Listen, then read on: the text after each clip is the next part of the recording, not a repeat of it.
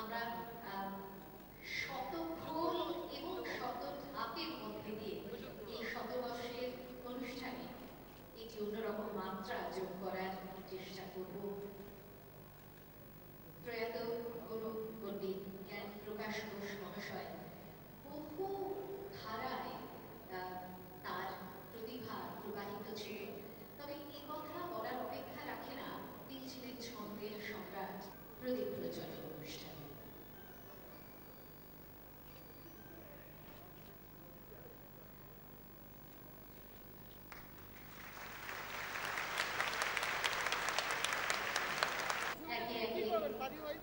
প্রদীপের এক একটি শিক্ষা প্রজ্বলিত করছেন গুণী মানুষ।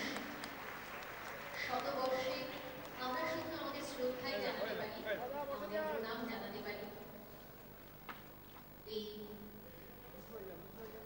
মহাপ্রতিভার সামনে বিনম্র শ্রদ্ধায় আমরা অবলম্বিত করতে পারি।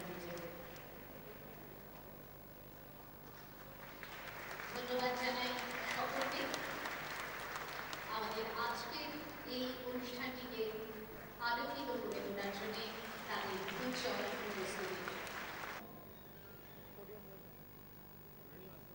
শ্রদ্ধা জ্ঞাপন করছেন গুরু জ্ঞান প্রকাশ ঘোষের প্রতি মাননীয় মুখ্যমন্ত্রী জানাচ্ছেন অনুষ্ঠানটি সংগঠিত হয়েছে তাকে সমর্থিত করার জন্য।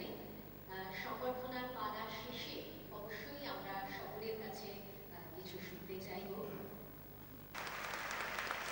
তিনি ব্যতীত এই অনুষ্ঠানটি কোনো মতেই সংগঠিত করা যেত না। তার উৎসাহে, তার উদ্যোগেই এটি সম্ভব হয়েছে। এই কথা পণ্ডিত অজয় চক্রবর্তী বারবার বলেছেন। শাল এবং পুষ্পস্তবক গুরুকেই নিবেদন করলেন মাননীয় মুখ্যমন্ত্রী। গানের কথা আমরা সকলে মনে করতে পারি। প্রয়াত গুরু জ্ঞান প্রকাশ ঘোষের অসাধারণ কম্পোজিশন। এরপরে পণ্ডিত অজয় চক্রবর্তী অগ্রজ প্রতীক গুরু পণ্ডিত অরুণ ভাদুরী মহাশয়কে পুষ্পস্তবক দিয়ে স্বাগত জানাবেন। পণ্ডিত অরুণ ভাদুরী মহাশয়কে পুষ্পস্তবক, অগ্রজ প্রতীক গুণী মানেন তিনি এবং আমন্ত্রণ জানাচ্ছি, স্বাগত জানাচ্ছি, সম্বর্ধনা জানাচ্ছি। কলকাতা ধন্য এই শিল্পী মানুষকে তার শেরিফ হিসেবে নেই। মুখ্যমন্ত্রীর বিশেষ আবেদন, আপনারা সকলে একটু বসুন।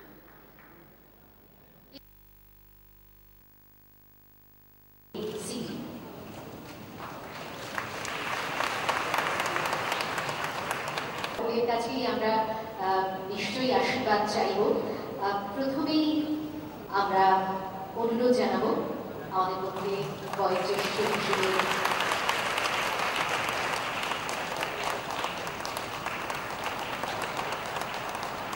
গুরুকুল বলতে আমরা কি বোঝাই?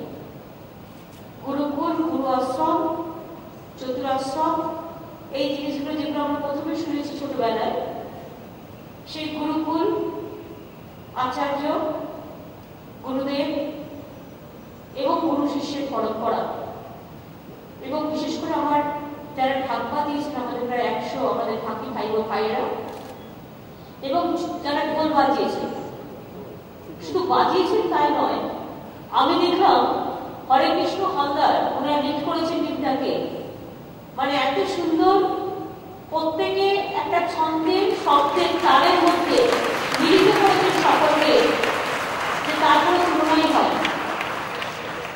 অনেক সময় আমরা ভাবি শুধু কথা দিয়ে হয়তো সুরের ছন্দ মেলানো যায়, কিন্তু বাদ্য না থাকলে কিন্তু কথার ছন্দ পতন হয়ে যেতে পারে।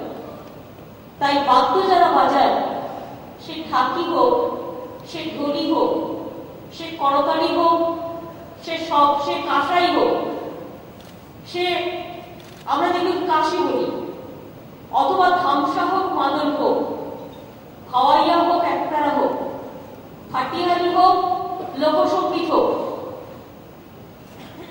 শব্দ ভাণ্ডারের যে প্রাচুর্য, শব্দ মাধুর্যের যে মিষ্টি স্রোত, সবকিছু কিন্তু মিলিত হয়েছে পণ্ডিত জ্ঞানপ্রকাশ ঘোষের তার শব্দ ভাণ্ডারের মধ্যে দিয়ে, তার সঙ্গীত ভাণ্ডারের মধ্যে দিয়ে।